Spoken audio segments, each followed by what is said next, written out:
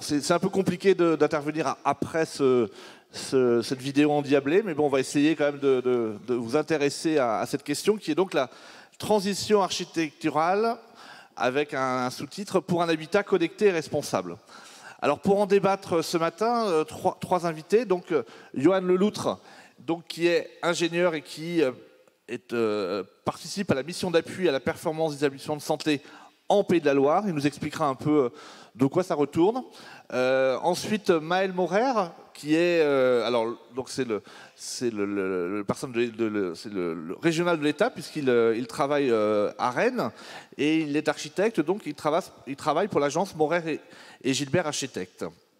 Voilà, alors Marcel Paquet, je venais de l'annoncer, il est bourguignon, en tout cas il travaille en Bourgogne, il est directeur du pôle personnes âgées de la mutualité française bourguignonne. Donc moi je suis Noël Boutier, je suis journaliste et je travaille sur les questions du vieillissement. Alors les règles du jeu sont un peu différentes de la table ronde d'hier après-midi, auquel la plupart d'entre vous ont participé. On va donner la parole pour une dizaine de minutes à chacun de nos intervenants, qui vont chacun exposer leur démarche, leur réflexion, si possible en prenant des exemples un peu tirés de leur expérience. Et tout de suite après, on vous donne la parole. J'imagine que vous êtes tous plus ou moins impliqués dans des projets, ou en tout cas vous avez des idées d'amélioration énergétique, de transformation architecturale de vos établissements. Et donc ce sera intéressant que vous nous livriez vos expériences, les questions que ça vous pose. Et donc il y aura un débat entre vous et les intervenants. Voilà, c'est ce que je vous propose pour cette matinée. Ce qui soit clair, c'est que les questions ne seront plus rémunérées cette fois-ci. Pas non plus que ça soit le cas chaque fois. Le président Rizzo a dit que ce n'est pas possible. À moins que notre ami maître des lieux souhaite non, je n'ai des cérémonies. Je ne vais pas hypothéquer mon château pour rémunérer des questions, ça va bien maintenant. Alors, on va démarrer avec vous, Johan Leloutre. Donc, comme je vous le disais à l'instant, vous participez à la mission d'appui à la performance des établissements de santé. Alors déjà, vous nous direz un peu de quoi ça retourne, quels sont ces objets. Et il semble-t-il que c'est une expérience unique en région Pays de la Loire. Alors, donc vous conduisez des opérations de réduction des dépenses énergétiques dans les ESMS des Pays de la Loire. J'imagine que ce n'est pas simplement les EHPAD, mais aussi, par exemple, les établissements pour personnes handicapées. Comment se déroule-t-elle? Enfin, comment ça fonctionne? C'est les établissements qui sont demandeurs? C'est donc l'ARS qui demande ce genre de travaux? Vous nous expliquerez un peu. Et puis, est-ce que vous avez des évaluations, déjà des premiers résultats d'opérations que vous pouvez conduire en région Pays de la Loire? Voilà, vous avez la parole pour 10 minutes. Ok. Bonjour à tous, donc Johan Leloutre, donc je suis coordinateur régional de la mission ETE à la MAPES, donc je vais expliquer un petit peu tout ça. Donc la MAPES, c'est quoi? C'est une structure juridique indépendante, publique, qui est financée par l'ARS des Pays de Loire. Donc on est basé au CHU, on est 6 à la MAPES, chacun a son domaine d'intervention, donc il y a moi sur l'efficacité énergétique, un collègue sur le développement durable, d'autres collègues sur tout ce qui est patrimoine immobilier, etc. Et on est tous là pour accompagner donc aussi bien le sanitaire que le médico-social, et aussi bien le public que l'associatif que le privé lucratif. Donc en Pays de Loire, il y a 1633 structures qui peuvent bénéficier du dispositif. Et, attendez, une question, pourquoi ça a été créé en Pays de la Loire? Quelles ont été les raisons de... Alors à la base, la MAPES s'appelait la MARTA, c'était lié à la T2A, la tarification à l'activité, mais je ne sais pas trop ce que c'est, donc je ne rentrerai pas dans le détail, ça a évolué depuis, mais à la base c'était cette mission-là. Et voilà. Et du coup, donc, c'est une création de poste. Donc, l'ARS des Pays de Loire a voulu mettre en place, dynamiser le domaine de l'énergie en santé. Donc, c'est pour ça que la région Pays de Loire est moteur en France actuellement sur ce domaine. Et donc, en 2018, il y a eu une création de poste de conseiller en énergie partagée, financée par l'ARS et l'ADEME via un accord cadre. Donc, j'ai postulé, j'ai été sélectionné. Et donc, le but était de mettre en place une démarche, une dynamique énergie en santé. Donc il y a 4 verbes d'action, à peu près 3 verbes d'action. Donc je devais faire de l'accompagnement de terrain, proposer des formations, montant en compétences les agents de maintenance et animer via des newsletters, etc. Ça a bien pris, j'ai rapidement eu la tête sous l'eau. Et donc au bout de 3 ans, il y a eu le Ségur, le plan de relance, etc. Donc l'ARS m'a dit, les établissements sont contents, moi j'étais content, tout le monde était content. Donc ils ont dit, comment est-ce que tu peux un petit peu optimiser ta mission au niveau régional? Donc j'ai dit, il me faudrait des collègues quand même. Donc du coup, on est passé sur un autre dispositif qui s'appelle ETE, Efficacité et Transition énergétique. Et du coup, on a recruté 6 personnes. Donc maintenant, on est 6 à la MAPES sur le domaine de l'efficacité énergétique. Il y a 5 CME, conseillers en maîtrise de l'énergie, un CME par département qui est là pour vraiment accompagner les établissements sur le terrain, avec des visites de sites, des plans d'action, des points d'avancement, etc. Et on est 2 à la coordination régionale. Donc nous, on gère l'enveloppe financière, on anime le réseau des CME et on propose une offre de services, de formation, des webinaires, des animations, des newsletters sur la strate régionale. Voilà un petit peu le contexte. Concrètement, c'est les établissements qui vous sollicitent. Alors, il y a deux je vais continuer ma question. D'abord, est-ce que les établissements sont bien au courant de votre existence dans la région? Parce que c'est peut-être pas évident. Et quelles sont les modalités pour vous solliciter? J'imagine qu'il y a beaucoup de demandes, donc comment vous sélectionnez éventuellement les choses prioritaires? Alors on peut se dire qu'on est passé de 1 à 6 hurrah, mais on est quand même 6 du coup pour 1600, donc c'est quand même encore assez faible pour pouvoir aider tout le monde. Il y a 2 axes d'accompagnement. Il y a un axe, on va dire, ouvert à tous, donc ce sont les newsletters, la base documentaire, vous aurez le lien tout à l'heure de la MAPES avec plein d'infos sur l'énergie, ça qui est donc sur le site internet, donc ouvert au Pays de Loire, mais aussi au niveau national, vu que c'est téléchargeable et gratuit sur le site de la MAPES. Et si l'établissement veut vraiment un accompagnement de terrain avec un CME, donc une visite de site, une restitution, un plan d'action, des points d'avancement, là, il faut candidater. Donc, il faut envoyer ses factures énergétiques, remplir des questionnaires administratifs sur les projets d'investissement réalisés à venir par poste énergétique, une lettre d'engagement qui engage bien la direction, la maintenance et le CME dans une dynamique. Ce n'est pas le CME qui fait à la place, mais qui accompagne bien les structures pour internaliser la compétence. Et là, actuellement, on a touché 300 structures sur l'accompagnement, la formation et l'animation, et il y a 120 structures qui ont candidaté au dispositif, donc qui ont lancé un accompagnement de terrain avec les CME. Ça se déroule comment, un accompagnement de terrain? Sur combien de temps? C'est une très bonne question. Donc nous, on prend un petit peu le revers. Tout le monde a un petit peu le mot « il faut que je fasse un audit énergétique ». Donc, OK. Donc, on va payer 4 000 € son audit énergétique. On va avoir des scénarios, remplacer les menuiseries, remplacer vos fenêtres. Pardon, c'est obligatoire un audit énergétique? Ce n'est pas obligatoire. Mais voilà, donc ça a un coût et on a toujours des scénarios qui coûtent 150 000 €, temps de retour 20 ans. Ok, merci, j'ai pas d'argent, je mets dans un tiroir, je ferme le tiroir et il se passe pas grand-chose. Donc nous, on vient plutôt sur ce qu'on appelle l'efficacité. On sait qu'on peut faire 7 à 15% d'économie d'énergie à 0 investissement dans les bâtiments. Vous avez déjà tous dans vos bâtiments des systèmes de régulation, sauf que vous savez pas où ils sont, vous savez pas comment ils fonctionnent et ils sont pas réglés. Donc vous n'avez pas un besoin qui est adapté à votre usage. Donc nous, on vient avec les CME et on vient faire un plan d'action qu'on appelle Quick Wins, gagnant rapidement. Donc en gros, c'est 0 investissement. Et si investissement il y a, il est faible et le temps de retour est de moins de 6 mois. Et du coup, on est vraiment sur cet aspect-là. Le but étant du coup de générer des gains financiers qui permettront ensuite de faire les travaux plus conséquents qui sont rattachés à l'audit énergétique, les menuiseries, les chaudières, etc. etc. Je ne sais pas si je suis clair. Si, vous êtes clair, mais on va aller plus près dans le détail un peu, parce que je pense que c'est aussi le détail qui intéresse nos auditeurs. Quel genre de... Vous dites, on peut sans aucun investissement ou des investissements très très faibles réaliser très rapidement 7 à 15% d'économie. Est-ce que vous pouvez donner... Alors, on ne va pas détailler tout parce qu'on y passerait la journée, mais donner quelques exemples qui se retrouvent souvent de choses que vous proposez de mettre en œuvre et qui vont être très efficaces, enfin relativement efficaces, en termes de réduction de la facture énergétique. Je vais juste faire avant deux petits astérix avant d'aller là-dessus, ce qui peut être important. Donc les quick wins, j'ai souvent au téléphone, moi j'ai un bâtiment de 2018, RT 2012, blablabli, blablabla, j'ai pas besoin de ça. Sachez qu'on a du retour d'expérience, on a plus de 80 retours de consommation d'EHPAD ou autres établissements du médico-social. Et on a pris comme exemple un bâtiment qui consomme 150 kWh par mètre carré. Il y a des bâtiments de 1990 qui consomment 150 kWh par mètre carré et des bâtiments de 2020 qui consomment 150 kWh par mètre carré. Donc ce n'est pas parce qu'on a un bâtiment neuf qu'on consomme moins. Limite, ce serait plutôt l'inverse. Donc voilà, sachez que personne n'est exclu dans cette salle des quick wins. Autre chose, le décret tertiaire, je ne sais pas si ça vous parle, ou dispositif éco-énergie tertiaire, tout bâtiment de plus de 1000 m² devra d'ici 2030 faire 40% d'économie d'énergie. D'ici 2040, 50% et d'ici 2050, 60%. Donc ça, j'espère que ça parle à tout le monde. La première échéance est pour septembre 2019. Vous devez saisir vos sites...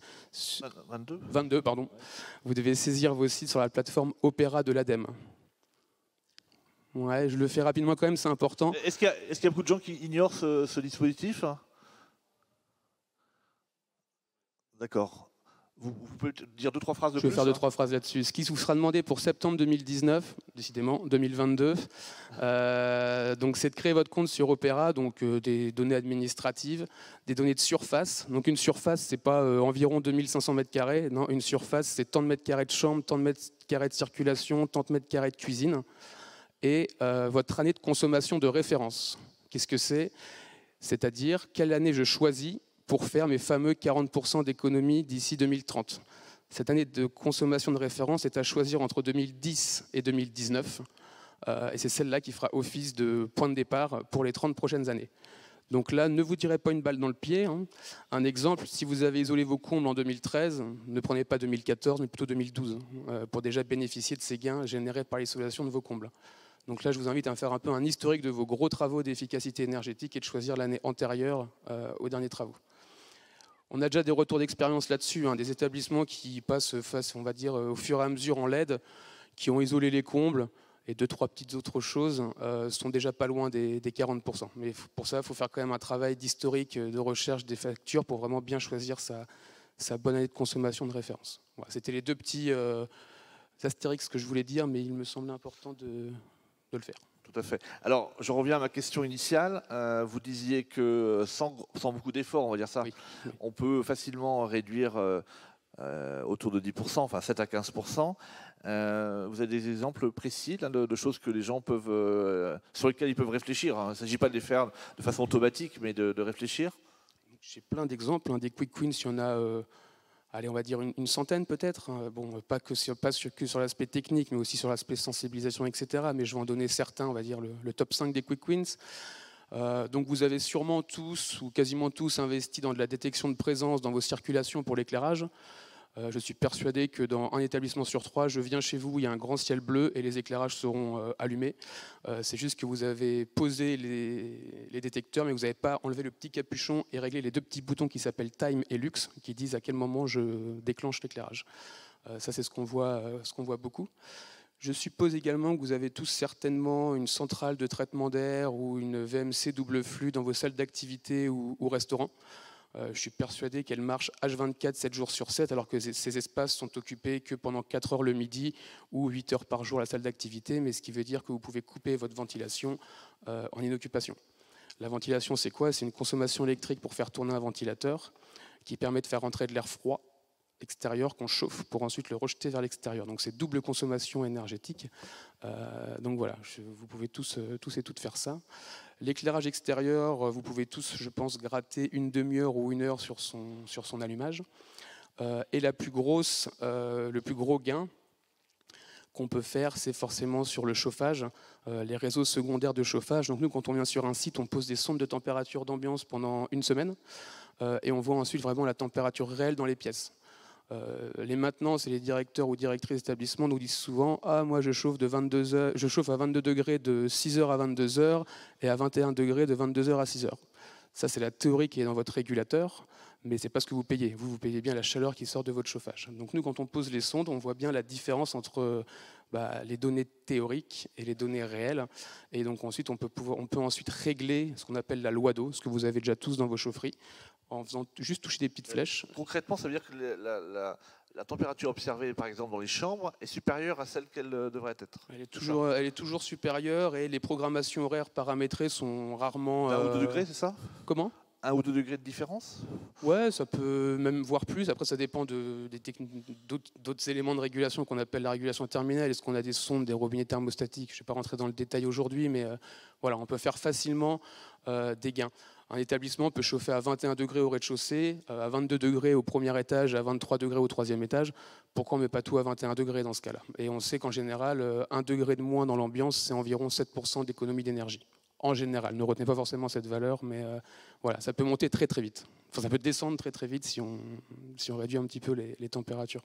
Bon, Yoann Leloutre, merci pour ces premières J'espère que j'ai explications. été clair, désolé. Je pense qu'il y aura j'imagine, il y aura des questions autour des points notamment très Désolé concrets que vous avez. si c'est un petit peu calmé les fêtards d'hier, cette notion technique de thermique, mais bon, c'est important de le J'imagine signaler. qu'évidemment, avec le renchérissement du coût de l'énergie, ça va être encore plus d'actualité dans les prochaines semaines, les prochains mois.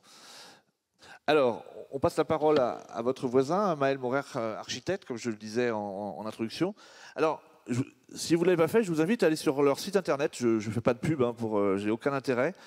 Mais il y a des très belles réalisations, de très belles photos. Et j'ai vu que sur votre page d'ouverture, vous aviez notamment plusieurs EHPAD qui correspondent aux nouveaux standards écologiques, j'imagine. J'ai noté notamment, alors pour ceux qui sont en Loire-Atlantique, 2 EHPAD à Bourgneuf-en-Retz et à Saint-Brévin. Et il y a aussi à Rennes, notamment le Clos Saint-Martin, qui doit être dans le secteur, j'imagine. Alors, justement, comment, en tant qu'architecte, comment vous repensez les EHPAD de demain, notamment dans les rénovations qui existent, parce que des constructions, il y en a de moins en moins, et comment on concilie les impératifs de réduction de consommation avec les nouveaux usages, et aussi, parce que c'est quand même un facteur important, les diverses normes qui contraignent un peu la construction, la rénovation des EHPAD. Vous avez 10 minutes. Oui, bonjour. Donc effectivement, nous on est local, notre agence est à 1 minute d'ici. On travaille principalement dans ce qu'on appelle le Grand Ouest et on ne fait pas que des EHPAD, enfin même si c'est une dominante, mais on fait tout le panel, résidence-service, MARPA, enfin tout ce qui décline. On réalise des opérations médico-sociales depuis un peu plus d'une vingtaine d'années et on a bien vu l'évolution qui est très liée aux normes environnementales, entre autres.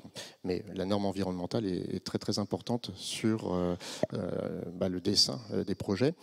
Là, on est sur la RE 2020 qui vient de sortir et qui pose des choses très intéressantes et d'autres plus compliquées. Je rebondis sur ce qui a été dit hier sur l'importance de la qualité de vie des bâtiments qui sont liés aux espaces, à la construction et à l'impact que ça a eu. Je suis assez marqué par la conférence d'hier qui montrait que l'impact sur les résidents des lieux.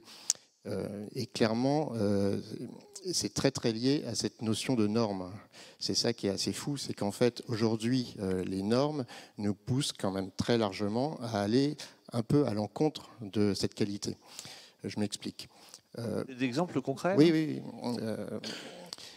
En gros, aujourd'hui, la réglementation, elle va nous pousser très fort à avoir un bâtiment ultra compact. Les ingénieurs, pour eux, le top en calcul, c'est de faire ce qu'on appelle un sucre. Vous voyez la proportion d'un sucre. En gros, ça fait un bâtiment ultra compact. En termes d'usage, c'est intéressant sur le plan économie d'énergie, mais sur la qualité de vie, c'est embêtant. Nous, à l'agence, sur quasiment 100% de nos opérations, on privilégie l'éclairage naturel sur les circulations, qui, à notre sens, est un point clé sur nos projets. C'est quelque chose que l'on met systématiquement, parce qu'on estime que c'est fondamental d'avoir un rapport à l'extérieur quand on sort de sa chambre. Bon. C'est super important d'avoir de l'éclairage naturel dans les parties communes. Là, ça commence à devenir compliqué. À partir du moment où il faut faire un bâtiment ultra compact, ça va un peu à l'encontre de ça. L'autre exemple, c'est, mais là qui va plutôt dans le bon sens, c'est que la RE 2020 va nous encourager à utiliser des matériaux qui ont un bilan carbone positif. Donc par exemple, alors aujourd'hui il y a la RE 2020, mais ça va se continuer après. Dans quelques années, on ne pourra plus construire en béton, ce qui est plutôt une bonne nouvelle. Et on va construire en bois et même par exemple en terre. En Ille-et-Vilaine, pour ceux qui connaissent, toutes les fermes de l'Ille-et-Vilaine sont construites en terre. Et c'est ce qu'on essaye de pousser dans certaines opérations. Ça commence à devenir économiquement entendable parce qu'avec le surcoût finalement des matériaux, on commence à atteindre les possibilités d'avoir ce genre de dispositif. C'est pas rien parce que les éléments constructifs du bâtiment vont apporter une qualité des lieux qui est énorme. Quand vous commencez à avoir alors un mur en terre, c'est top, mais du bois apparent dans des espaces de vie, ça enrichit énormément le lieu. Ça crée un ressenti qui est vraiment énorme. Mais bon, je pense que tout le monde en est convaincu. Je veux juste dire que c'est aujourd'hui un peu un combat en termes par rapport à la réglementation. On reviendra peut-être dessus. J'avais une question. Quand il y a un projet, par exemple, de rénovation d'un EHPAD, est-ce que de ce que vous connaissez, hein, des expériences que vous connaissez, est-ce que c'est en gros le directeur et l'équipe de direction, éventuellement le conseil d'administration qui décident seul, ou est-ce que d'une manière ou d'une autre les résidents sont associés à la réflexion, le personnel aussi bien sûr, puisqu'il va y travailler pendant des très nombreuses heures. Comment ça se passe? Parce qu'avant même de réaliser, de faire des schémas, des plans, etc., je pense qu'il y a tout un travail de réflexion bien sûr sur l'évolution du lieu. Comment ça se passe de ce que vous voyez? À mon sens, ça ne se passe pas bien. C'est-à-dire qu'aujourd'hui, le schéma classique, c'est en gros l'équipe de direction décide à l'opportunité de restructurer ou de faire une extension sur un établissement, va consulter ses équipes, va établir un programme. Sur cette base-là, il va y avoir un appel d'offres avec, vous connaissez, les architectes qui vont répondre. Mais c'est un système qui est assez fermé, parce que l'idéal, c'est quand même d'établir un projet avec l'équipe qui va concevoir le bâtiment. Une fois que le projet il est proposé, on peut faire des changements un peu à la marge, mais le projet il est fermé. Et en fait, ce dont on se rend compte, même au-delà des bâtiments qui sont conçus en médico-social, c'est les bâtiments qui répondent le mieux à un programme et qui sont le plus innovants, c'est ceux qui sont conçus directement et ensemble avec la maîtrise d'ouvrage. Là, aujourd'hui, on est dans un système qui est vraiment dissocié.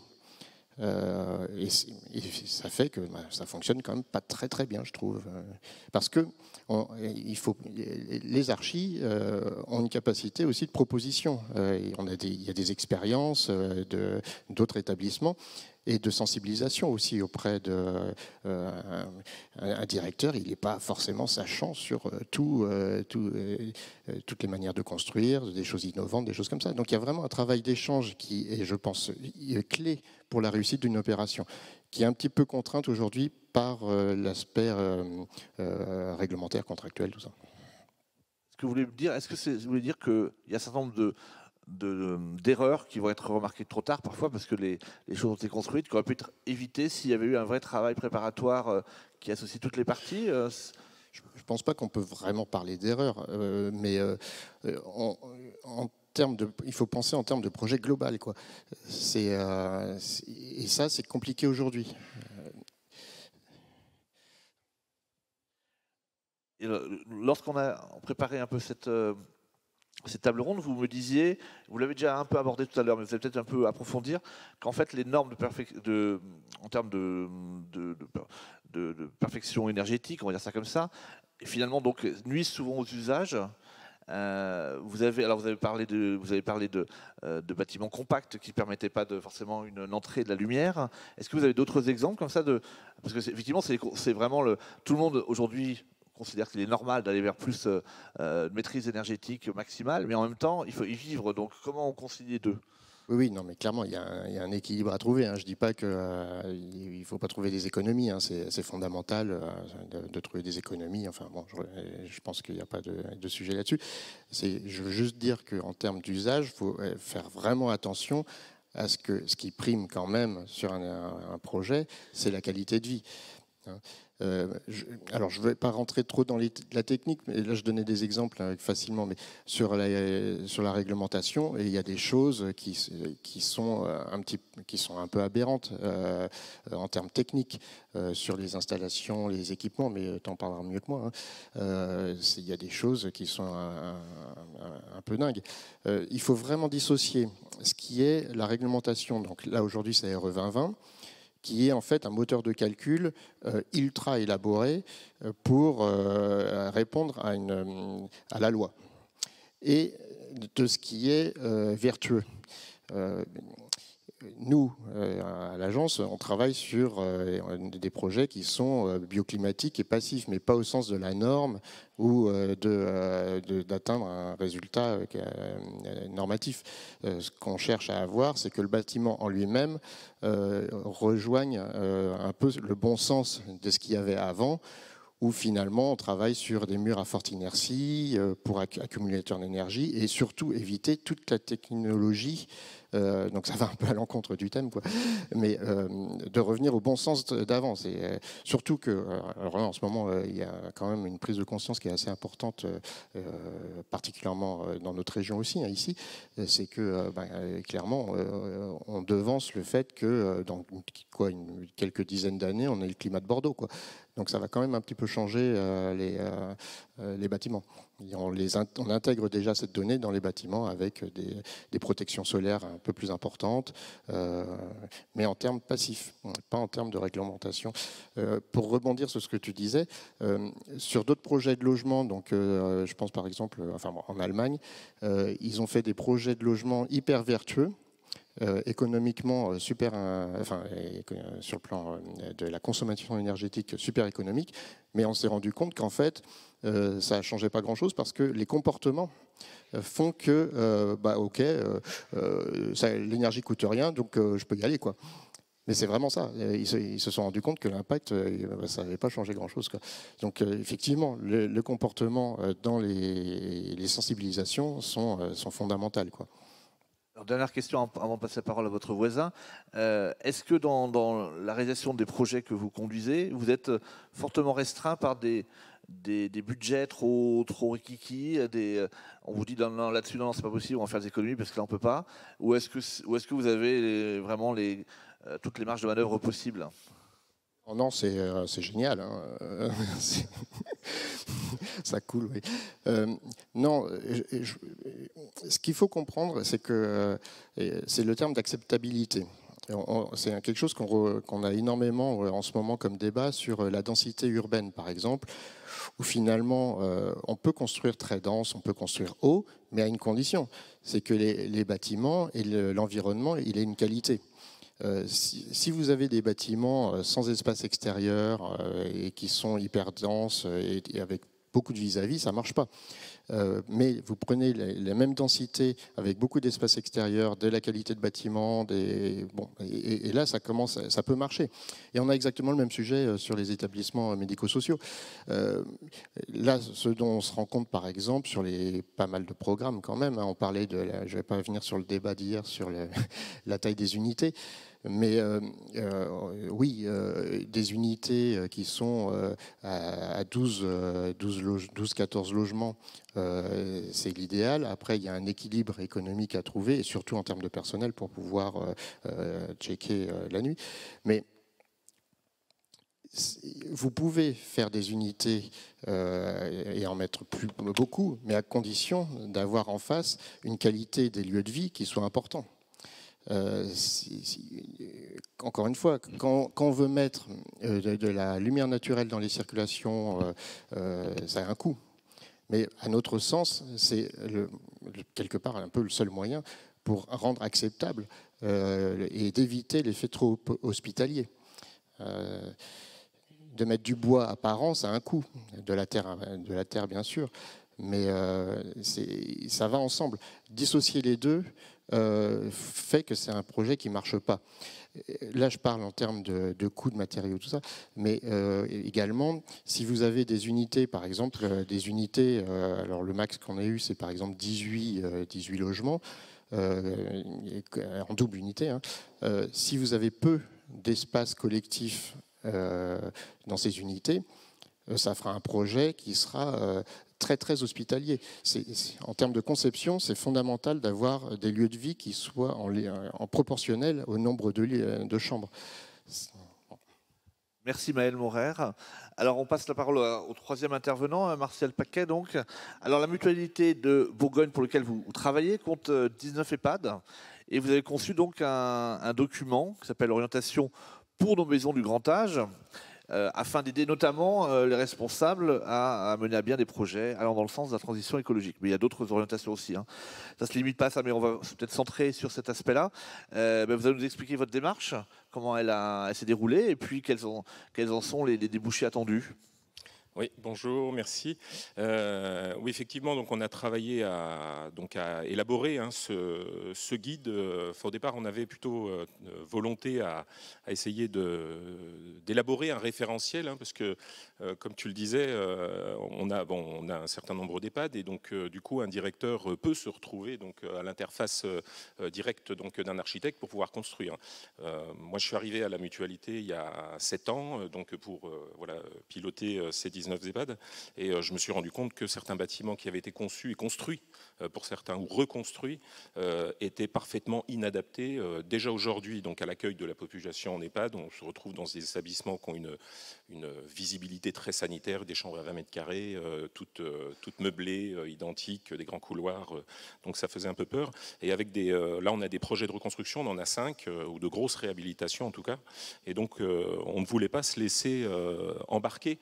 Alors j'ai rien contre les architectes, mais tous les architectes n'ont pas les mêmes sensibilités comme peut l'avoir Maël, et donc on ne voulait pas se projeter dans des EHPAD. Un EHPAD, quand on le reconstruit, on l'utilise pendant au moins 30 ans, parce qu'on est sur des montants qui sont assez colossaux, et donc du coup on a voulu vraiment essayer de se construire une réelle expertise, et être en capacité de pouvoir discuter un peu plus clairement, j'ai tendance à dire que pour avoir un bon fournisseur, qui peut être un architecte, il faut être un bon client. Si on ne sait pas ce qu'on veut, on peut nous vendre n'importe quoi, et finalement, au bout de course, on se retrouve avec quelque chose qui ne nous convient pas.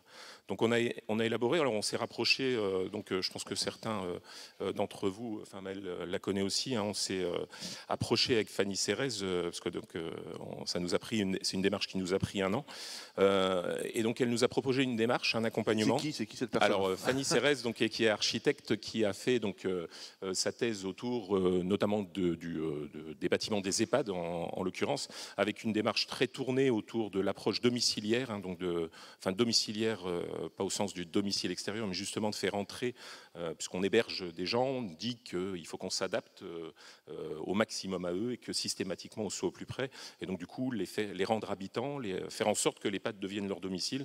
Donc l'approche domiciliaire, c'est vraiment ça. Donc elle est vraiment avec d'autres collègues, Florence Mathieu, le cabinet Primum qui nous a aussi accompagnés. Donc elle est architecte, elle a un cabinet, c'est AA Architecture, basé à Montpellier. Et donc elle est aussi, elle participe au laboratoire des solutions de demain de la CNSA. C'est quelqu'un qui est un peu reconnu, je dirais, sur tous ces aspects, notamment ces transformations et l'EHPAD de demain qui effectivement commence dès aujourd'hui. Donc on s'est approché, elle nous a accompagnés, on a constitué un groupe de travail, et la démarche, parce qu'elle a déjà eu habitude d'accompagner un EHPAD par-ci, un EHPAD par-là, de CCAS. Il y a différents exemples que vous pouvez retrouver assez facilement sur Internet, mais c'était centré sur un établissement. Là, on souhaitait vraiment, c'était vraiment notre commande, pouvoir lui demander un référentiel qui puisse accompagner nos 19 EHPAD. Et donc on a constitué ce groupe, on a fait de nombreux séminaires avec un groupe constitué de l'ensemble de nos salariés, de l'ensemble non, parce que 19 EHPAD, vous imaginez, c'est pas possible, mais un représentant de chaque corps de métier, un médecin, une ASH, une aide-soignante, une infirmière, une directrice, une animatrice, des administrateurs de notre conseil d'administration, le conseil départemental, Et donc on a été tous formés, accompagnés avec beaucoup de support pour pouvoir essayer d'élaborer effectivement un référentiel avec cet objectif, du coup de pouvoir faire en sorte qu'on puisse l'opposer. C'était le premier aspect, et en fait très vite on s'est dit on va pas simplement construire quelque chose pour 5 établissements qui vont être extrêmement vertueux et puis laisser les 14 à la traîne. Donc et c'est aussi l'approche de Fanny Cérez, on s'est vraiment attaché à essayer de traverser l'intégralité du fonctionnement de l'établissement, depuis l'accueil des résidents, passant par les soins, les faire disparaître, etc. Et aussi les aspects énergétiques pour qu'on puisse, énergétiques, bâtimentaires, etc., pour pouvoir être en capacité de traiter avec les architectes. Et du coup, parce que pour pouvoir imaginer qu'un établissement qui vient d'être réhabilité, qui nous est livré l'année dernière, on puisse aussi le faire entrer dans cette démarche, on s'est très vite aperçu qu'en fait, on avait besoin de ce guide pour faire en sorte que nos salariés puissent se l'approprier. Et là, vraiment, pour moi, c'est la clé. Enfin, c'est une des clés. Je crois que ça a déjà été évoqué hier. Effectivement, hein, comme tu le disais, hein, c'est pas simplement un directeur qui sait. Je pense que les acteurs principaux qui détiennent les clés, au-delà des résidents, parce qu'en plus, je pense très fondamentalement que les résidents sont très, très résilients. Ils sont très, très adaptables. Donc, quand on les accueille, ils s'adaptent à notre fonctionnement. Par contre, ce sont les salariés. Tous les salariés, je pense à la SH, je pense à la lingère, aux aides-soignantes, aux infirmières, qui, elles, savent effectivement quels sont les besoins fondamentaux.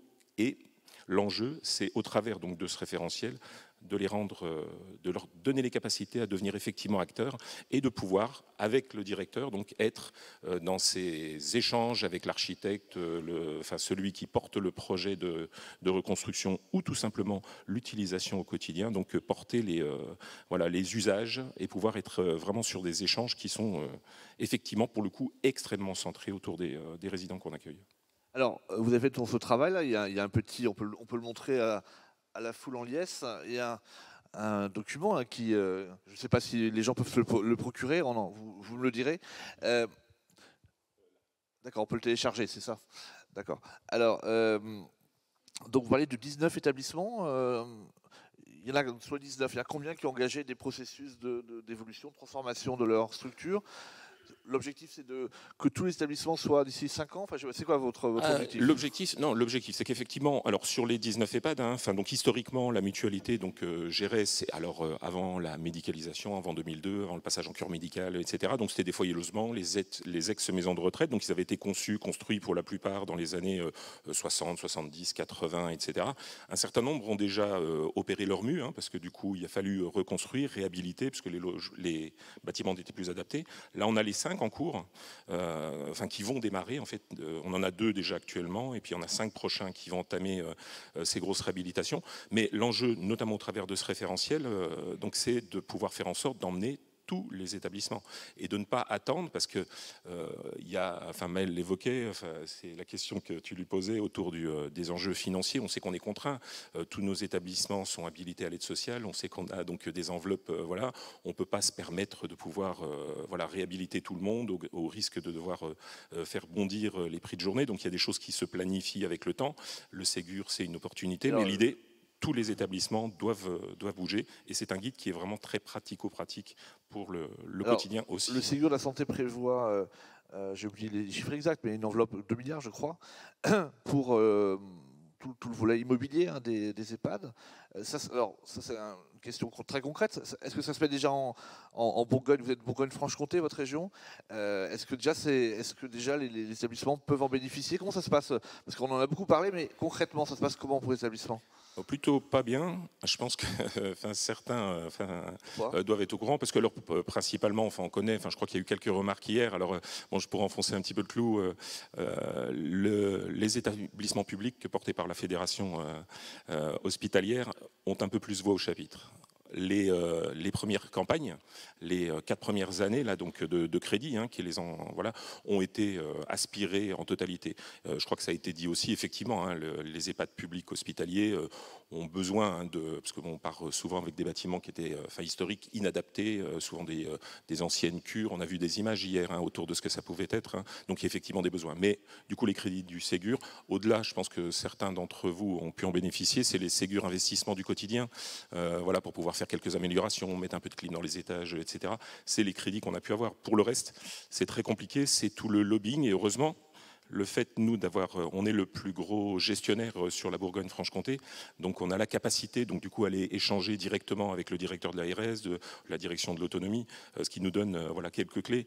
Mais effectivement, quand on est un établissement autonome, les crédits du Ségur, je suis pas. D'ailleurs, ce serait intéressant que si certains ont pu bénéficier de vrais fonds de réhabilitation, qu'ils puissent se lever le doigt. La question tout à l'heure. Je serais curieux de savoir comment les choses se sont passées, mais pour le coup, pour le moment, non, les crédits, nous, on ne les voit pas.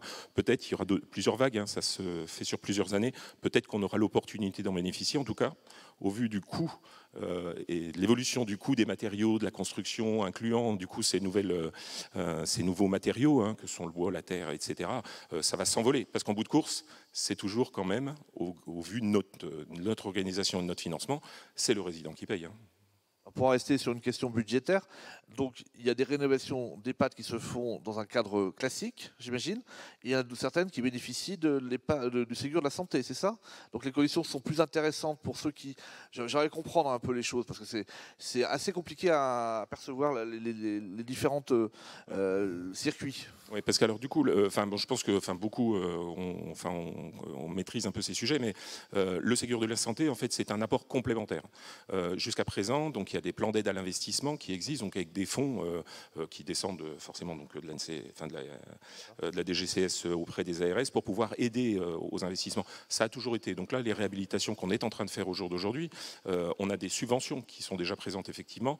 Alors par le plan d'aide à l'investissement effectivement de l'ARS, les CD, les conseils départementaux aussi mettent à la poche, ce qui permet du coup de minimiser, parce que étant habilité à l'aide sociale, je pense que pour beaucoup d'entre vous c'est le cas aussi, c'est le conseil départemental qui fige et valide le prix de journée, et tout ça c'est un calcul qui est assez, il n'est pas si simple, enfin il est assez basique quand même, c'est plus ça coûte cher, plus le résident paye en bout de course, quoi. Donc une réhabilitation, on a beaucoup d'exemples et on essaye de les faire tenir. Donc, alors c'est plus simple dans le cadre des réhabilitations que les reconstructions qui sont beaucoup plus onéreuses, mais on essaye de limiter l'impact au prix de journée à 10 € par jour, en plus pour le résident qui va être dans cet établissement. Donc pour un résident, ça coûtera 300 € par mois en plus, c'est ça? 300 € par plus, c'est une somme importante quand même, notamment en zone rurale. Oui. Ouais, d'accord. Donc la question quand même se pose de comment on finance tout ça, parce que c'est vrai que 300 € sur des sommes déjà importantes, c'est beaucoup. C'est pour ça que le Ségur de la santé, en particulier, donc alors que ce soit sur les aspects énergétiques, mais même sur les usages, on a beaucoup d'établissements. Je pense que bon nombre d'entre vous ici ont des établissements qui sont effectivement construits de très longue date, pas plus forcément très adaptés. Vous pourrez vraiment ce guide est téléchargeable vraiment complètement gratuitement, se poser un certain nombre de questions, même en termes d'unité de vie protégée. Il y a des lignes qu'il faut pouvoir faire bouger fondamentalement et qui sont importantes à faire. Mais ça coûte effectivement extrêmement cher. Et les crédits du Ségur de la santé arriveraient à point nommé si on pouvait en bénéficier, effectivement, parce que ça minimise effectivement l'impact sur le prix de journée en bout de course. Merci Martial Paquet. Alors on peut déjà applaudir peut-être nos 3 intervenants.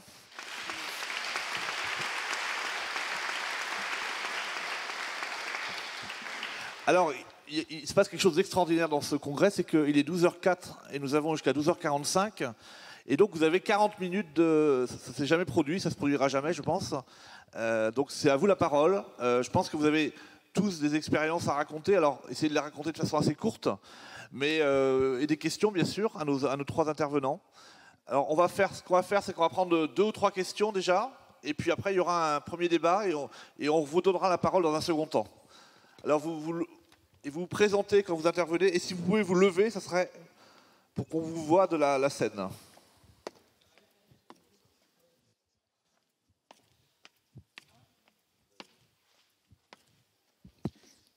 Bonjour, Karine, directrice d'EHPAD en Vendée. J'ai une question qui peut intéresser Monsieur Leloutre et aussi le cabinet d'architecture. À l'occasion de la reconstruction complète de l'EHPAD, j'ai donc pu travailler avec un bureau d'études, notamment sur les fluides, etc. Et qui a calculé nos besoins en termes de puissance électrique, etc., etc. Et finalement, à l'arrivée, on s'est aperçu qu'en fait, les besoins avaient été extrêmement surestimés. Donc, ça a généré, par exemple, des commandes de surface de capteurs solaires bien trop importantes ou des choses comme ça. J'étais très étonnée de voir que ce bureau d'études, finalement, n'était pas très fin dans son estimation. Et j'en ai eu la preuve après, parce que 3 ans plus tard, 4 ans plus tard, c'était moi qui leur donnais des données, des consommations pour leur prochain projet. Voilà, donc je suis... Et le deuxième élément, c'est effectivement les comportements. Nous avions dans le bureau d'études aussi une dimension haute qualité environnementale et avec des attentes en termes d'économie d'énergie que nous n'atteignions pas parce que les résidents n'habitent pas le logement tel que le bureau d'études l'imagine. Chez nous, on peut dire qu'effectivement, on baisse d'1 degré, 2 degrés, mais en fait, la température dans les EHPAD, souvent, c'est pas ça qui nous est réclamé. Voilà. Merci. Une autre intervention? Oui, bonjour Marie, je suis directrice d'EHPAD à Vannes. Vous êtes où, Marie? Ah, d'accord. C'est la montagne, d'accord. J'ai trouvé donc les 3 interventions très intéressantes. Et je me posais une question par rapport à ce que vous avez dit, Monsieur Maurer. Ça m'a beaucoup intéressée. Il y a un gros écho, non? On a l'impression qu'on est encore en soirée. C'est très subjectif, hein, c'est très subjectif. Non, en fait, j'étais très intéressée par ce que vous avez dit sur le fait que c'est nous qui faisons les cahiers des charges pour les constructions. Alors, je n'ai pas encore eu de projet de construction à faire moi-même pour l'instant, mais ça va venir. Et je trouve intéressant ce que vous disiez sur le fait que c'est bien de travailler avec le projet, avec vous, avec l'équipe qui va construire le bâtiment. Mais comment on fait pour concilier ça avec les marchés publics moi, je suis un établissement public. Aujourd'hui, je dois passer par la procédure, appel d'offres, 3 candidats. Et comment on fait pour contourner ça ou pour prendre en compte ce dont vous parliez sur la co-construction du projet? Je suis désolée pour les coups. Très bien. Donc, si je comprends bien, vous dites en fait, il y a des injonctions contradictoires, c'est ça? Et comment on fait, c'est ce que nous a dit Monsieur Maurer, et en fait je trouvais ça très intéressant la façon dont il le présentait, mais je ne sais pas comment on le fait aujourd'hui compte tenu de la réglementation en fait. Très bien, on va vous répondre. Alors une 3e intervention, toujours en haut de la montagne apparemment. La plaine est d'or, la montagne... Donc, oui, Alain Cholat, directeur général d'association dans la Sarthe, voilà. Donc moi, j'ai pas d'écho dans la tête parce que je me couchais plus tôt. Mais bon, c'est vrai que ça, c'est mesquin. Le temps est révolu, voilà. Juste une question à Monsieur Maurer. Le thème du congrès, c'est vieillir en 2050. Aujourd'hui, s'il avait carte blanche pour imaginer l'EHPAD de 2050, comment il imaginerait? On va compris la question. On va passer directement la parole à Monsieur Maurer, justement, sur cette dernière question. Laissons parler notre imagination, nos désirs, etc., fantasmes et autres. 2050, ça ressemblerait à quoi, alors? 2050, c'est quoi? Moi, j'y serais, non? Dans 30 ans? Non, peut-être pas, quand même. Non, mais c'est des questions qu'on se pose, forcément, ne serait-ce que pour nos parents. Alors, ce sera plutôt pour mes parents. On retombe sur le débat d'hier. Je pense que vraiment, c'était sur la taille des unités.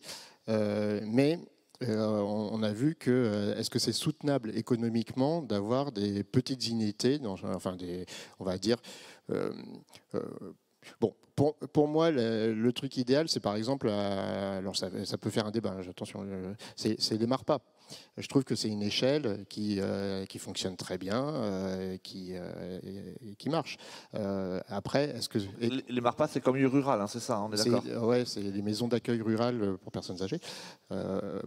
C'est des unités, on est sur 28 logements. Est-ce que c'est soutenable économiquement à l'échelle du territoire? C'est exactement la question qui était posée par l'intervenant hier du Québec. C'est ce qu'ils font aujourd'hui, mais ils sont en train de se dire que ça a quand même un coût qui est considérable. J'aimerais bien que ce soit ça. Après, en établissement, si on revient sur ce qui est actuellement un peu la norme sur des établissements qui sont autour de 100 logements, je pense que ce qui est acceptable, c'est à partir du moment où on remet, mais j'en parlais tout à l'heure, de la qualité dans le bâtiment et le fonctionnement. Aujourd'hui, à mon sens, on est encore trop proche d'un aspect hôpital. On est un peu trop loin d'un lieu de vie. Et ça me permet de rebondir sur la question... Attendez, oui. quand vous dites on est encore trop dans un modèle hospitalier, vous avez l'impression que parce que finalement, tous les acteurs pratiquement critiquent cette dimension-là. Mais est-ce que vous pensez que finalement, à leur corps défendant, beaucoup de personnes, notamment les directeurs, ont intégré malgré tout la forme hospitalière et donc ils ont du mal à réfléchir comment sortir de ça? Est-ce que finalement le modèle il s'impose à tout le monde parce que tout le monde l'a dans la tête? Oui, mais nous aussi, hein. Parce que clairement, nous, on est dans un programme, on essaye de faire un dessin de projet, mais avec un programme qui est quand même très contraint. J'ai été encore ce matin, donc je suis dedans. Ce qui est vraiment fondamental, c'est de travailler sur le programme et ses tailles d'unités. On peut faire des unités de 18, si on les décompose en deux avec un lieu de vie et de faire des sous-unités. Mais ça a un coût. D'accord.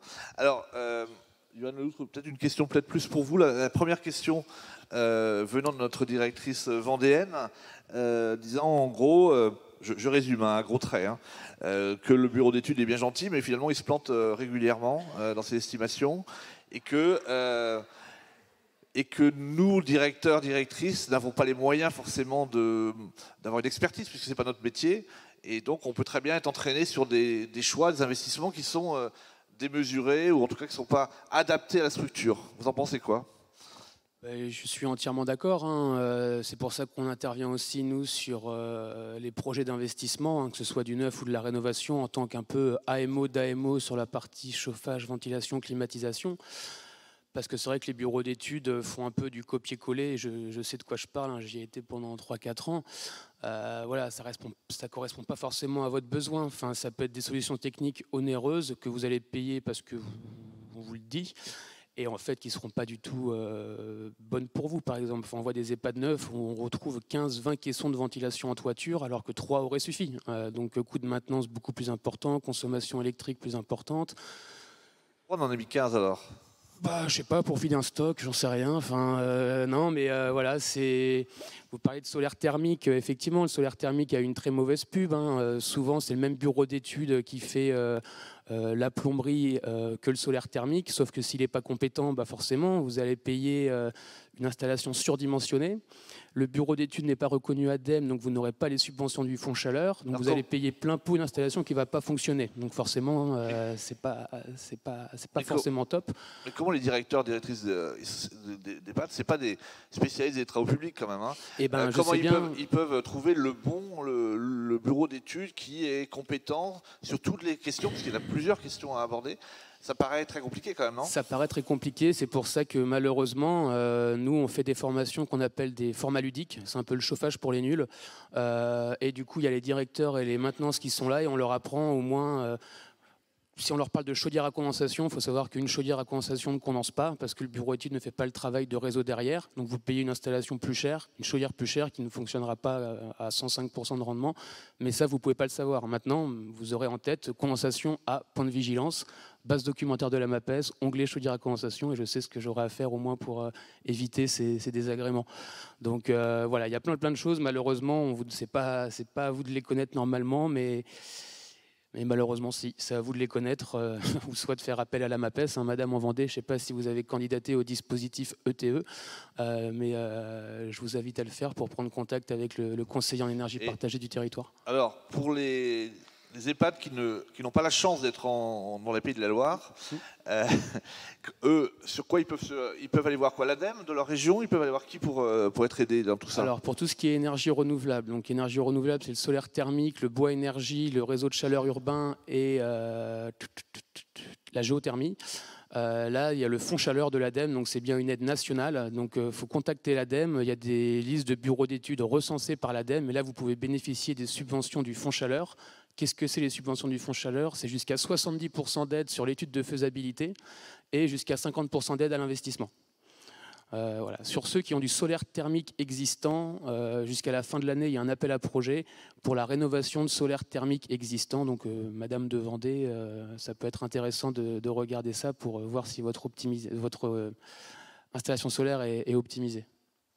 Voilà, merci. Je pense que c'est des précisions importantes pour... Sinon, je finis vite fait là-dessus. J'évoquais la base documentaire de la MAPES, donc elle peut faire peur. Hein. Si vous êtes allé dessus, vous allez voir 36 onglets, donc ça peut faire les gros yeux. Je vous invite quand même à lire au moins le thème de chacun des petits carrés. Et dedans, il y a quand même de l'info, voilà, de manière explicitée, de manière assez ludique, simple, pour... Voilà, éviter des petits problèmes. Il y a notamment un onglet projet d'investissement, point de vigilance. Voilà, c'est 4-5 pages qu'on peut lire rapidement et ça peut limiter un petit peu la casse. Merci pour ces précisions. Alors, Martial Paquet, une question qui vous concerne tout le monde, mais je vous demande d'y répondre éventuellement. Une intervenante disait que finalement, les marchés publics, avec ces règles très contraignantes, font qu'on n'a pas de marge de manœuvre aussi importante qu'on pourrait l'avoir. Et notamment, il est très difficile de, si j'ai bien compris, j'ai peut-être déformé, mais je ne crois pas, d'associer finalement différentes parties, puisque tout ça, ça ne rentre pas dans un cadre très, très normé. Alors, qu'est-ce que vous en pensez, vous ? Alors oui, parce que les marchés publics, enfin nous la mutualité, on est sensiblement à peu près sur les mêmes règles, hein, parce que donc en fonction des montants, etc.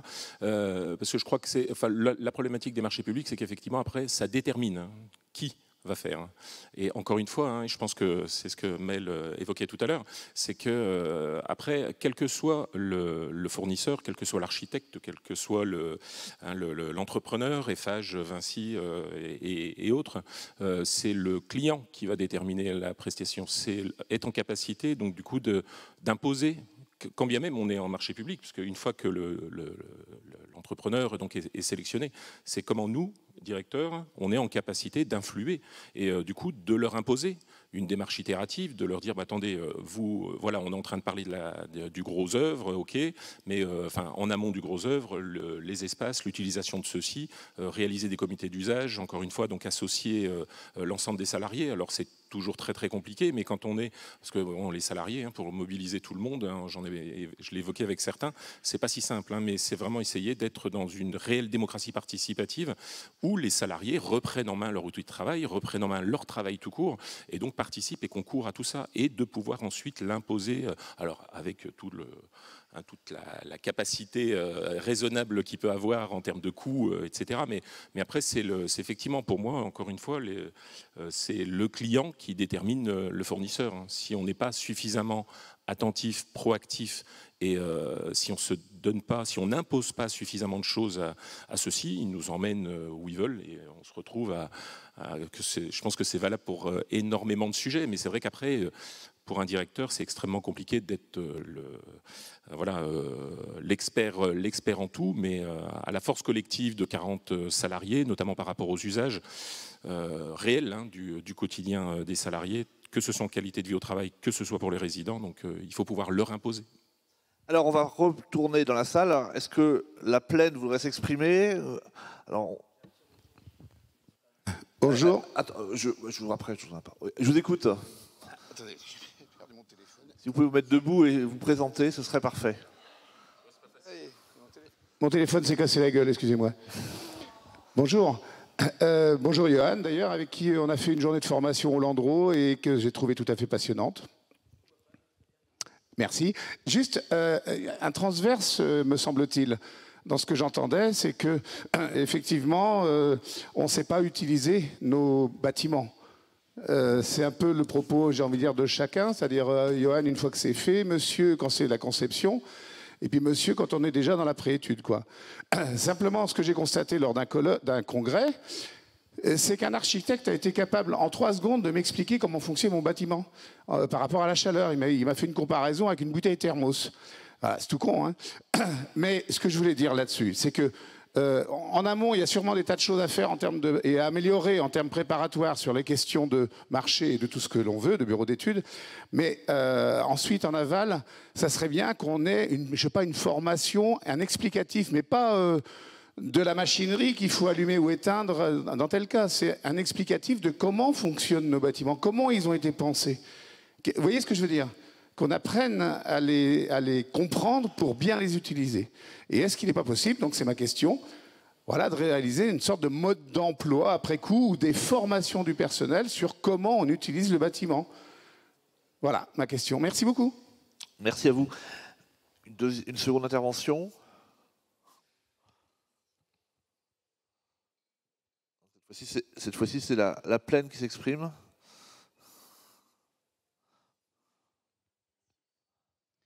Bonjour, Pascal Viel, je suis directrice d'EHPAD dans les Côtes-d'Armor. On a un gros projet de reconstruction d'une partie de l'EHPAD et on en est à la phase, on vient d'obtenir le permis de construire. On a travaillé avec un de vos confrères, M. Morer, avec Thierry Sauquet de Rennes. Et jusqu'à présent, jusqu'à cette phase de permis de construire, je pense qu'on a été des très bons élèves quand j'écoute ce que vous dites. On a travaillé avec des groupes de travail, avec les usagers, avec les professionnels. On s'est fait aider par l'ADACT. On a fait un concours d'architectes pour choisir vraiment l'agence avec laquelle on avait envie d'avancer. Je pense qu'on a un projet extrêmement vertueux, avec des techniques de construction qui sont innovantes. C'est une rénovation alors, c'est ça, c'est une rénovation. C'est une reconstruction. En fait, on abat une partie de notre EHPAD pour le reconstruire. Et aujourd'hui, la difficulté, c'est qu'avec l'inflation, je ne sais plus comment financer mon projet. Donc j'ai un permis de construire, mais je ne lance pas les marchés parce que je ne sais pas du tout comment financer et que je suis complètement hors des clous sur l'augmentation de la redevance. Donc on peut être vertueux, avoir une démarche vertueuse en tant que directeur, en tant qu'équipe surtout, et puis à un moment se retrouver complètement coincé. Donc ça, c'était la première partie. Et ce que je voulais dire, c'est que le titre, c'est un habitat responsable, et ça, je pense qu'on a bien exploité cette thématique, mais c'est quoi la thématique de l'habitat connecté ? Bonne question. Est-ce qu'il y a une troisième intervention? Non, on en reprendra peut-être une troisième fois. Je sais que Yoann Leloutre, vous vouliez intervenir sur... on revient un petit peu en arrière, mais vous vouliez dire quelque chose? Je vais faire une pierre trois coups avec ces deux questions et ce que je voulais dire. Donc effectivement, la première question de la personne où on s'était rencontré à l'EHPAD Clerget du Landreau, donc c'est ce qu'on essaie nous de faire avec les formats ludiques. C'est déjà, si on explique, tout le monde comprend. On a beau employer le terme chaudière, loi d'eau, CTA, etc. Quand c'est expliqué, tout le monde comprend.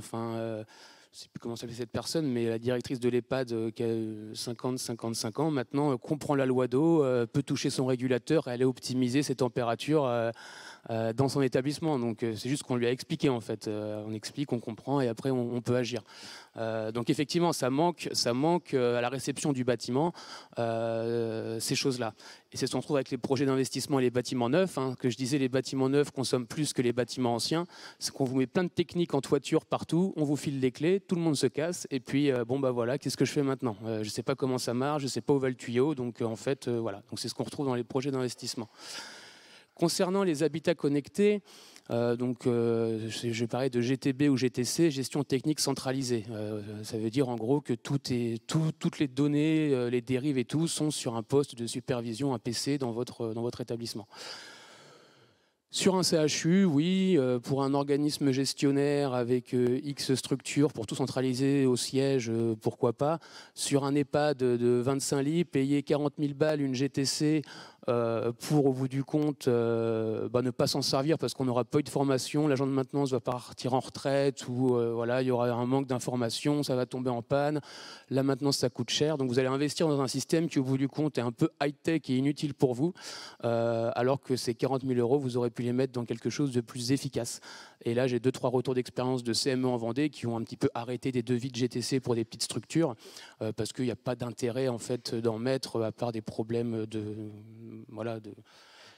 connectique électrique ou autre. Donc plus faire de la formation que d'aller dans le high-tech et investir. Je ne sais pas si j'ai un peu répondu aux 2-3 questions, mais donc base documentaire, onglet GTC, point de vigilance, vous pouvez aller voir, il y a de l'information là-dessus. Monsieur Morer, est-ce qu'il y a beaucoup de projets comme ça qui sont bloqués, puisqu'on est dans une phase d'incertitude par rapport à la durabilité de la montée de l'inflation. On ne sait pas combien de temps ça va durer. Oui. Et de toute façon, il va y avoir une inflation structurelle hein, qui n'est pas liée simplement à la guerre en Ukraine. Non. Je reviens sur la question sur les appels d'offres. Parce que non seulement, une fois que vous avez lancé votre appel d'offres après le concours, vous êtes coincé avec un archi, mais vous êtes coincé avec un projet. Donc c'est ça qui est compliqué. Aujourd'hui, il n'y a pas vraiment de solution. À partir d'un certain seuil dont j'ai oublié le montant, mais sur un EHPAD, vous êtes dans cette procédure. Ce que je peux dire, c'est qu'en amont, le programme, il faut l'établir non seulement avec ses équipes, mais il faut aller visiter aussi énormément de confrères, d'établissements qui sont sortis. Parce que c'est là qu'on voit un peu les innovations. Nous, c'est ce qu'on fait. On passe notre temps à visiter des bâtiments de confrères pour voir les erreurs, et à l'inverse, évidemment, les éléments de qualité. C'est là où on apprend le plus et qui donne des idées pour échanger avec les équipes. Je préfère, et là ça fonctionne parce que quand on travaille avec une équipe de direction qui a déjà un peu cette culture, qui a ses références, ça peut donner des indications quand même dès le programme. On sait quelles sont les intentions vraiment fortes du projet. Donc voilà ce que je peux dire sur comment contourner un petit peu cette problématique des appels d'offres. Sur les coûts de la construction, c'est évidemment extrêmement compliqué. Depuis le début de l'année, l'ensemble de nos appels d'offres, pas que de l'agence, on est à plus 30%. Donc ça crée des situations qui sont évidemment d'une complexité sans nom. Concrètement, un projet qui a été financé à hauteur de 200 000 euros, n'importe quoi, c'est un peu léger. C'est un zéro. Oui, 1 million, on va dire. Si vous dites 20 ou 30%, c'est-à-dire qu'on est à 1,3 million et donc on réévalue le coût du projet. Comment ça se passe ? Oui, ça dépend de où nous on a tout. Ça intervient pendant les études, ça intervient pendant les appels d'offres et ça intervient pendant le chantier. Les situations sont évidemment très différentes. C'est évident que quand ça tombe pendant un appel d'offres, mais peut-être encore pire pendant le chantier, c'est redoutable. Parce que l'inflation sur les matériaux est allée très très vite, ce qui fait que les budgets des établissements n'ont pas pu se mettre à jour assez proportionnellement, évidemment. Donc on a tous les cas. Il y a des établissements qui arrivent à avoir des aides à droite à gauche pour combler le manque, l'ARS qui aide aussi, mais ça dépend complètement. Il y a des opérations qui évidemment sont stoppées ou reportées en espérant qu'il y ait une période plus favorable. On n'est pas devin, mais on peut quand même deviner grosso modo que les coûts ne vont pas vraiment baisser, que c'est l'inflation structurelle qui va rattraper. Mais ça va prendre un peu de temps, quoi. Enfin, c'est ce qu'on commence à deviner. Sur la corrélation entre bâtiments vertueux et l'augmentation des coûts de construction,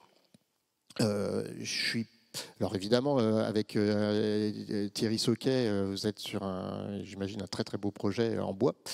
Le bois ne s'est pas pris 30%, il s'est pris, c'est variable, mais peut-être le double encore.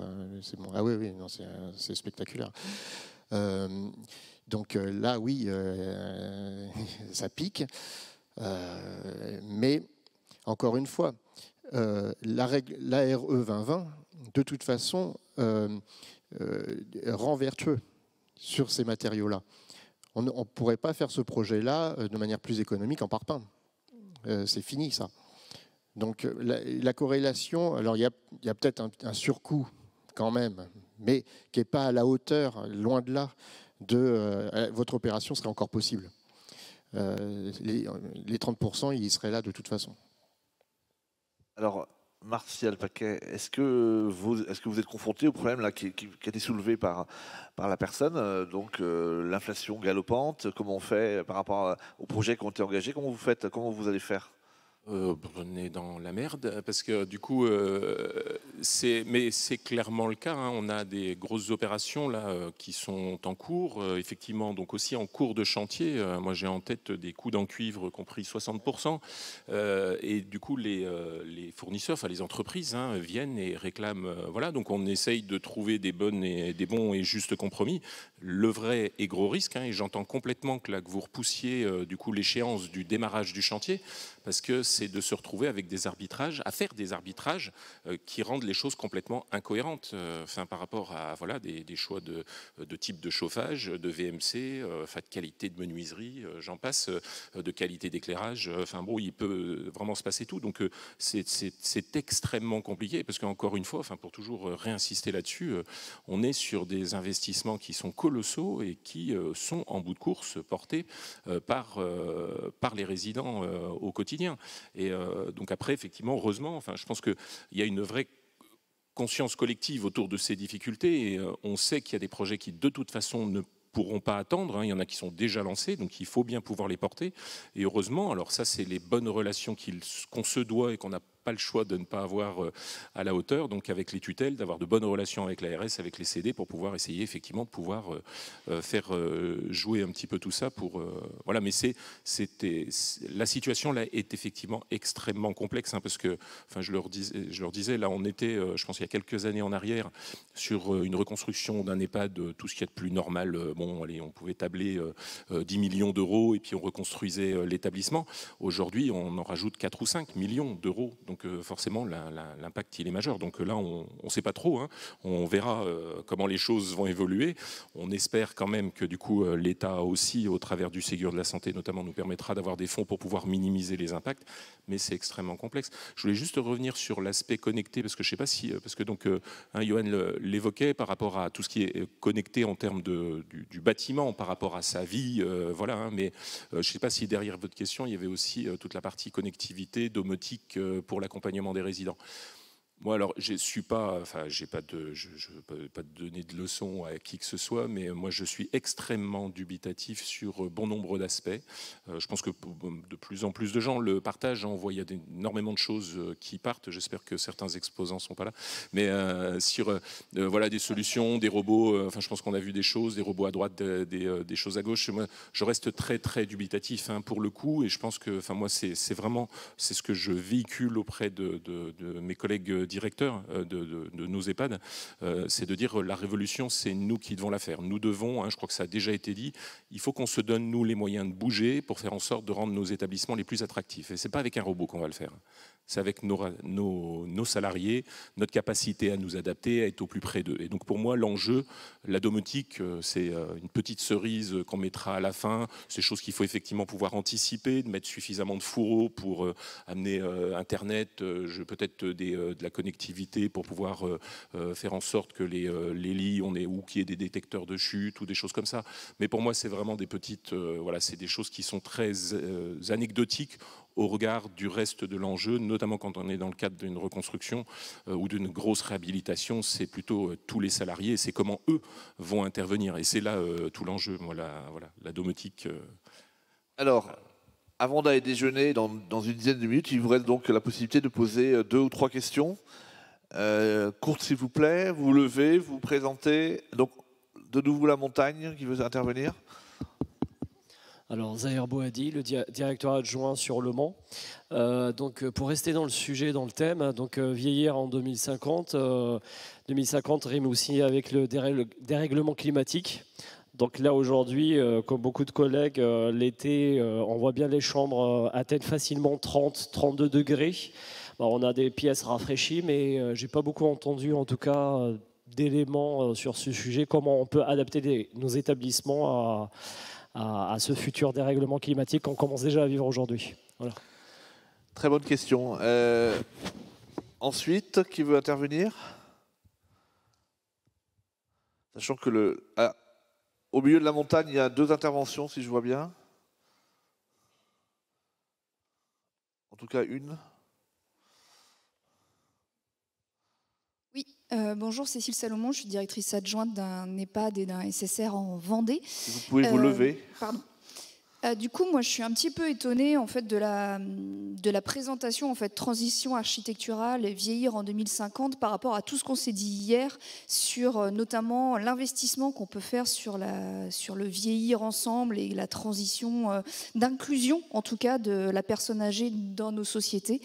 Nous, on est dans un bâtiment qui date des années 70, qui est sur 5 étages. Voilà, c'est un truc énorme et qu'on est obligé de mettre aux normes accessibilité tout handicap, travailler sur les personnes déambulantes, donc avec des accès sur l'extérieur.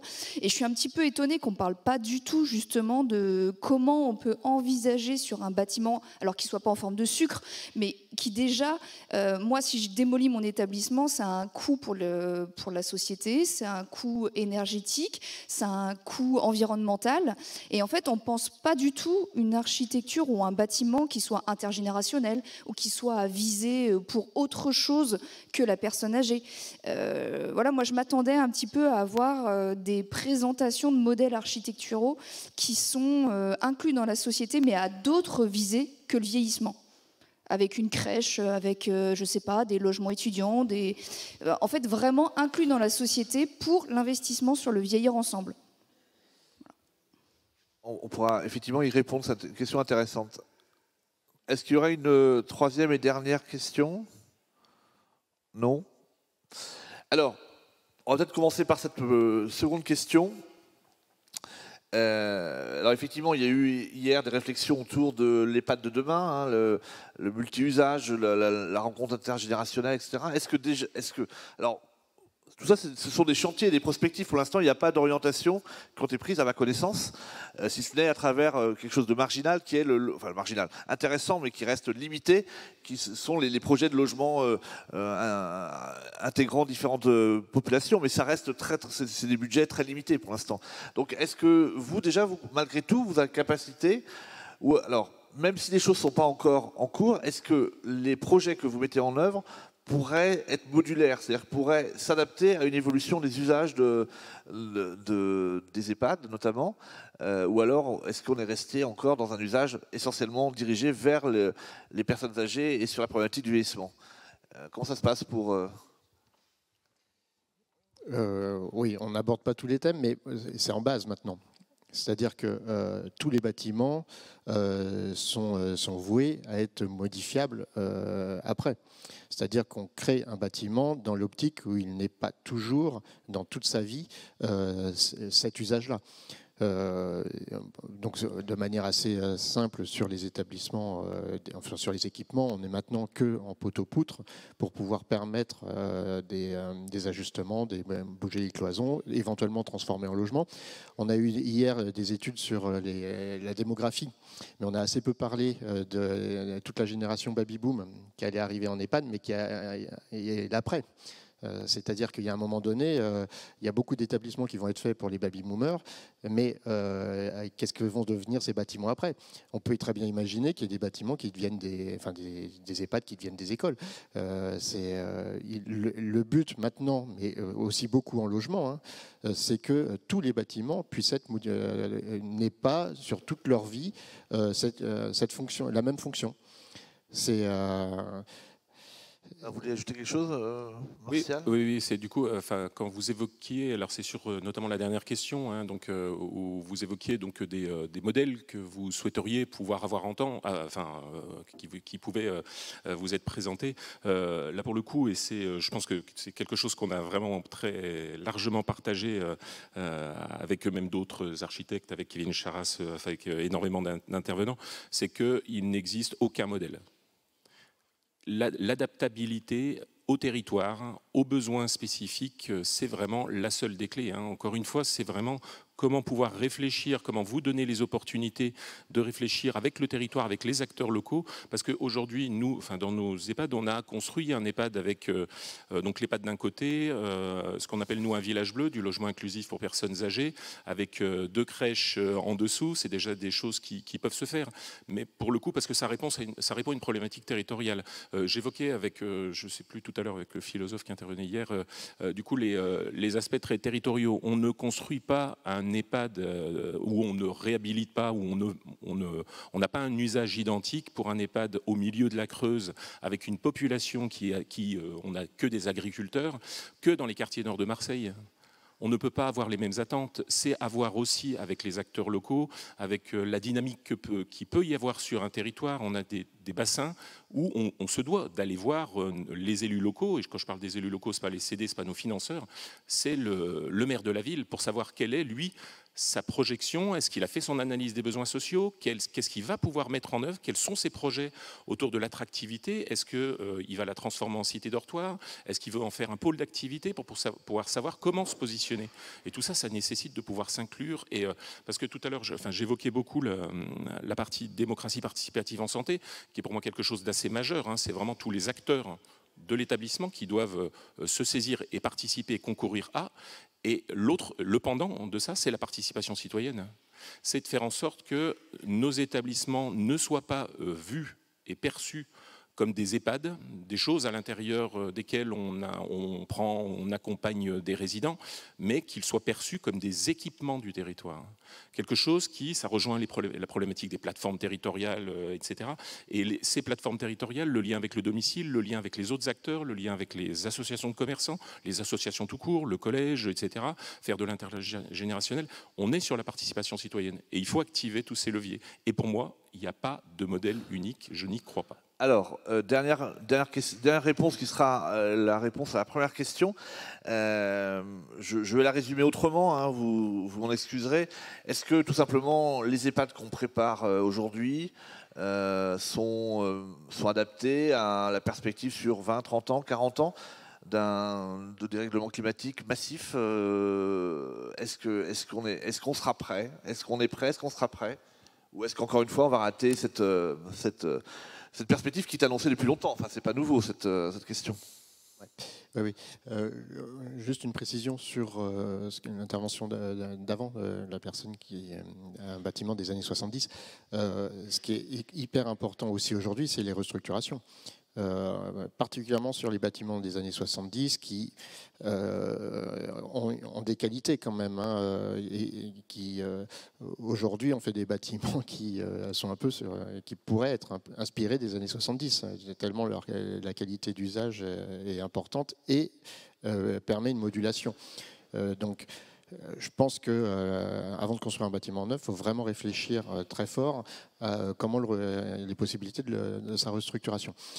Sur l'évolution du climat, évidemment, on intègre dans les bâtiments, j'en parlais un tout petit peu tout à l'heure, sur les protections solaires extérieures, mais en passif, sur le volant thermique des façades, où on travaille le plus possible sur l'inertie, c'est-à-dire avoir des murs épais qui accumule la chaleur le jour, et il y a un système de déphasage, moi je ne veux pas rentrer dans le système technique, mais qui permet une gestion de la température sans technique. Il faut vraiment distinguer ce qui est de la norme de ce qui est de créer des bâtiments passifs vertueux. Et ça, aujourd'hui, quand même, maintenant, on l'intègre très fort. Alors, et ce sera la dernière intervention avant la fin de cette table ronde, Yoann Leloutre, par rapport à cette question du dérèglement climatique. Est-ce que ce que vous observez, au moins dans la région, j'allais dire Île-de-France, Pays de la Loire, vous rend plutôt optimiste ou peu optimiste? Si. Vous êtes prudent, hein? Non, vous n'êtes pas normand, mais en fait, c'est que les gens n'ont pas encore. Les gens se disent, je réduis mon chauffage. Donc j'isole mon bâtiment pour moins consommer de chauffage, mais les gens n'ont pas encore en tête, je protège mon bâtiment pour moins consommer de climatisation. En fait, ça c'est un truc qui n'est pas encore... voilà, la clim on l'a subi, on vient mettre des petites pompes à chaleur à droite à gauche, et puis c'est comme ça qu'on gère ça. C'est jamais pris dans la globalité. Donc les bureaux d'études proposent ce qu'on appelle les simulations thermiques dynamiques, c'est faire votre bâtiment en 3D, puis le faire vivre avec le soleil, etc. Mais une fois de plus, les bureaux d'études, bon, ils font des trucs, ils vous donnent ça, c'est bon, l'inconfort, ça respecter, puis on ne comprend pas tous les petits astérix qui sont un petit peu cachés derrière. Donc il faut savoir aussi que là, il existe une vingtaine de solutions passives et semi-passives avant de mettre les fameuses climatisations. Peut-être qu'il faudra en mettre à la fin, mais au lieu de consommer 100, vous consommerez que 20. C'est comme votre chaudière, vous isolez votre bâtiment pour moins l'utiliser. Qu'est-ce qui peut exister, hein? On parle souvent de toitures, les toitures étanches bitumineuses. Là, on met souvent du noir. Bah, le noir, ça absorbe la chaleur. Donc en été, il fait 70 degrés. Il suffit de mettre du blanc et on descend à 35 degrés. On peut gagner 3-4 degrés déjà sur le plafond. Mais ça, c'est jamais étudié. Pareil, on parle de protection solaire. Ok, on met des stores extérieurs. Ok, mais les stores extérieurs, il faut que quelqu'un les ferme avant que la chaleur rentre. Qui le fait? Donc là, il vaut mieux privilégier par exemple ce qu'on appelle les protections solaires fixes, qui sont droites. En hiver, le soleil est bas, donc on peut quand même capter l'apport gratuit du soleil. Et en été, le soleil est plus haut, donc ça fait de l'ombrage sur la fenêtre. Enfin voilà, c'est plein de petites choses comme ça qui ne sont pas forcément bien étudiées. Ayez cette notion technique, je ne vais pas l'expliquer, mais c'est comme la condensation, il faut que ça fasse une ampoule dans votre tête. Maintenant, on va parler de plus en plus de rafraîchissement adiabatique. C'est rafraîchir avec de l'eau et puis avec une pompe à chaleur. Donc ça permet déjà de gagner 10 degrés à moindre coût.